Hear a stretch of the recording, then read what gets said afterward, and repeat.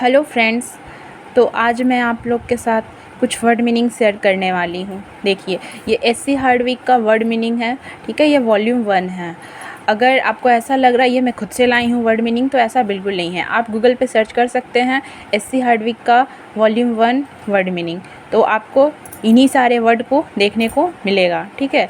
तो ये word meaning, आप ये सोचेंगे वर्ड मीनिंग तो नॉर्मली होता है, बट मैं इस वर्ड मीनिंग को आपको कुछ स्पेशल ट्रिक के साथ बताने वाली हूँ जो आपको लॉन्ग टाइम के लिए याद रहेगा। जैसे एग्ज़ाम टाइम में याद किया हुआ जो नॉर्मली रहता है हम भूल जाते हैं, बट कुछ ट्रिक की वजह से अगर कुछ याद रहता है तो उस टाइम हमारे दिमाग में एकदम से वो याद आता है और वही हमें काम करता है।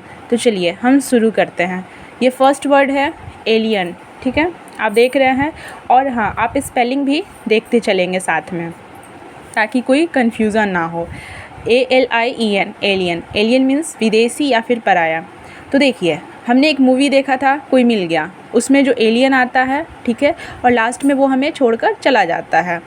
तो क्या वो हमारा अपना था ही नहीं, वो पराया था, इसलिए वो लास्ट में छोड़कर चला जाता है। वो हमारे लिए एक विदेशी की तरह होता है और विदेशी लोग आते हैं और चले जाते हैं। और ये इसका एंटोनिम है, ठीक है, फैमिलियर और नेटिव। फैमिलियर मतलब जैसे हमारे फैमिली मेम्बर होते हैं, हमारे लिए अपने होते हैं, ठीक है।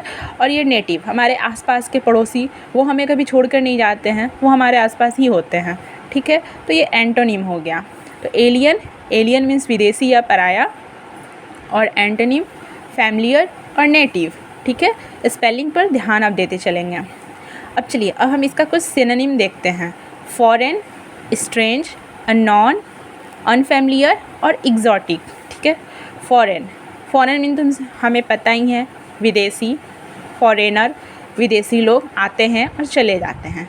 स्ट्रेंज, ठीक है, इसका ये मतलब कि हमें अपने रेंज में स्टे करना चाहिए। अगर हम उस रेंज से बाहर चले जा रहे हैं तो वो हमारे लिए पराया हो जा रहा है, ठीक है। तो हम इस स्ट्रेंज को हम पराया इस तरह से याद रख सकते हैं। और अननोन, फ़ोन वगैरह आता है तो हम क्या बोलते हैं, ये अननोन कॉल है, ठीक है। तो ये पराया कॉल है जिसे हम जानते ही नहीं हैं, अननोन हो गया।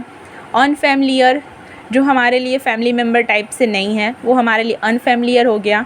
और एग्जॉटिक, ठीक है, इसे हम टॉक्सिक से याद रख सकते हैं। टॉक्सिक पर्सन जो हमारे लिए बहुत ही मतलब सही नहीं होते हैं ना, वो हमें बहुत ही हेडेक देते हैं, टेंशन्स होता है, तो वो पराये लोग ही होते हैं, क्योंकि अपने लोग कभी किसी को टेंशन दे ही नहीं सकते हैं। तो ये एग्जॉटिक, ठीक है। तो इस तरह से ये हमारा फर्स्ट वर्ड कंप्लीट हुआ। अब चलिए हम सेकंड वर्ड पे आते हैं, ब्रुक। ये ब्रुक को हम याद रखेंगे ब्रॉक से, ठीक है। इसका मतलब होता है बर्दाश्त करना। देखिए, कोई हमारा दिल तोड़ता है, ठीक है, ब्रोक हो जाता है, टूट जाता है, तो फिर क्या होता है, हम धीरे धीरे करके हम बर्दाश्त करना शुरू करते हैं, मतलब उस चीज़ को सहना शुरू करते हैं, समझ रहे हैं ना आप, ठीक है। उसका एंटोनिम हो जाएगा फॉरबिड, बार, बैन, ठीक है। आप मेरे प्रोनाउंसिएशन पे ना जाएं, आपको जिस तरह से लगे आप उस तरह से प्रोनाउंसिएशन कर सकते हैं, क्योंकि आपको याद रहना ज़्यादा ज़रूरी है, ठीक है।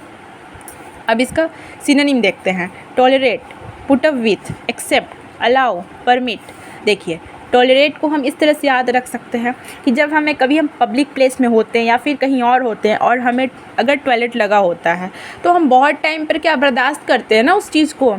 जैसे हम कभी कोई पैसेंजर ट्रेन में हम ट्रैवल कर रहे होते हैं और पता चले कि उसमें टॉयलेट है ही नहीं, तो हम उस चीज़ को कंट्रोल करते हैं, ठीक है। तो टॉलरेट को बर्दाश्त करना, ऐसे याद रख सकते हैं। पुट अप विथ, ये फ्रेज़ है, ठीक है।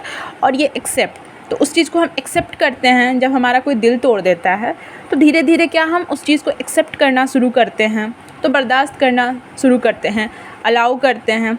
देखिए, कोई हमारा घर में जिसे हम चाहते नहीं कि वो इंसान हमारे घर में आए, और अगर आ ही जाता है, अब आ गया तो फिर अलाउ तो कर ही दिए, ठीक है भाई अब तुम आ गए हो तो आ ही जाओ, लेकिन क्या हम कोई भी चीज़ सामान को यूज़ करने के लिए भी अलाउ कर देते हैं, ठीक है भाई हमारा ये बेडरूम है, हमारा रूम है, हमारा ये वॉशरूम है, यूज़ करो, ठीक है, अलाउ तो कर देते हैं, पर एक तरह से कहीं ना कहीं हम बर्दाश्त कर रहे होते हैं उस चीज़ को, है ना। तो ये हो गया, अलाउ मीन्स बर्दाश्त करना, ठीक है। परमिट, परमिशन अब दे ही दिए हैं लेकिन फिर भी अंदर से तो मन नहीं है, लेकिन हम उसे परमिट कर दिए हैं बाहर के मन से, तो इस सेंस में हम बर्दाश्त ही कर रहे होते हैं। तो आप इस तरह से याद रख सकते हैं, ठीक है। आइए हम अपने थर्ड वर्ड पे आते हैं, कंसोल। कंसोल मीन्स दिलासा देना, संतावना देना, ठीक है। इसे हम सोल से याद रख सकते हैं। हमारा जो सोल है, ठीक है, वो क्या करता है, हम अपने सोल से ही किसी को दिलासा देते हैं ना, मतलब उसे समझाते हैं, संतावना देते हैं, तो कंसोल, ठीक है। और उसका एंटोनिम हो गया डिप्रेस, और ये सैडन। डिप्रेशन से याद रख सकते हैं हम। हमें जब डिप्रेशन होता है तो हम बहुत ही परेशान होते हैं, ठीक है, हमें कुछ भी सही नहीं लगता है। और सैडन हम जब दुखी होते हैं तो भी हमें कुछ सही नहीं लगता है।